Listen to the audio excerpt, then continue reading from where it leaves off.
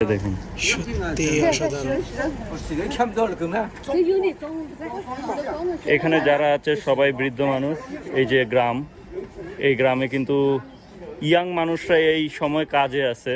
চায়নাতে আপনারা জানেন যে তাদের কর্মসংস্থান কিন্তু সবারই কিন্তু কর্মসংস্থান আছে। এই গ্রামের যে আমি মাত্র কথা বললাম যে ড্রয়িংটা দেওয়া হচ্ছে যে তাদের গভর্নমেন্ট দ্বারা, যে এর বাইরে কেউ যদি বাড়ি করে তাকে শাস্তি দেওয়া হবে। এখানে খেলছে, দেখুন এর ভিতরেই তারা খেলাধুলা করছে। এবং এই বাড়িগুলা নিজেদের টাকাই তৈরি, কিন্তু সরকার তাদেরকে অনেক টাকা ভর্তুকি দেয়।